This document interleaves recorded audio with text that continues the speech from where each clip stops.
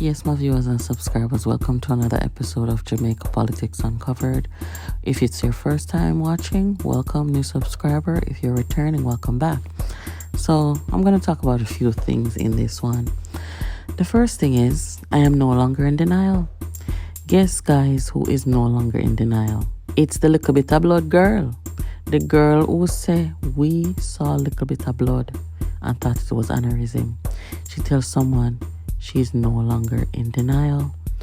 Well, what is she no longer in denial about? Was she in denial that Melissa died? Was she in denial that she saw a little bit of blood? Was she in denial that it was murder? Was she in denial of a suspicion that it was the husband? What was she in denial about? Because she was the main one on social media talking about that bag of things defending the husband. But she posted this picture of Melissa. And then she tells someone that she agrees with him for the first time. And she's no longer in denial. She is now angry. What is she angry about? Who is she angry at? Why is she angry? Very interesting to know what is she no longer in denial about. So there's a conversation going on and somebody asks her a question. And she says the questions should ask is how it took the police 5 weeks to realize she was murdered. Well, the person says, did the police said she died in her sleep? The story probably wasn't told straight from the beginning. Because if the police had the information right and straight from the source who reported or called somebody at the station to come to the residence, maybe they would have told the story straight. But maybe this person alerted a non-law enforcement person first, which was the opposition leader. He was the one who first broke the news publicly. Yeah. Probably call him up and say, boss, you know, I find Melissa dead because I'm boss. He's the Secret Service for the opposition leader, the head security brother. See him looking around there, making sure him boss safe. So, yeah, he may have called him up and said, listen, I find Melissa unresponsive, you know. And the boss just come blurt it out on social media. Oh, we're so sorry. Because we certainly didn't hear it from the police or the media first. It was Mark Golding. And what did he do next? He gave his security guy the benefit of the doubt. And he came out and publicly gave condolences not just to the deceased woman and her family, but he wished heartfelt condolence to Joel and Silvera. There's the photo. And that's probably just what Joel needed. So this thing where they're trying to blame the police and blame the media and not blaming themselves, not blaming the opposition leader and the husband and all those people who made communication before anybody knew anything. Why aren't they being called into question?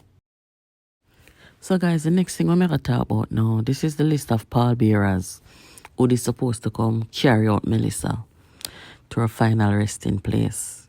And if you look on this list, you see Michael Phillips and Richard Parchment. I know for sure those are members of the PNP. They didn't show up. The only PNP official seen there is Anthony Hilton, and he took no part in the funeral. And other people had to carry out Melissa. The husband didn't take part, of course, because, you know, maybe he just couldn't stomach it. He couldn't stand carrying out his wife one final time.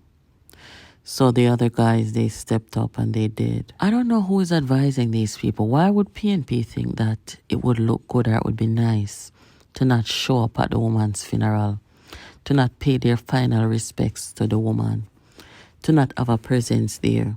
And one thing in a life, me know, you know, you see, sometimes when you need somebody to lean on or when you need somebody to be there, sometimes you will be surprised to see who is there for you when it's all said and done.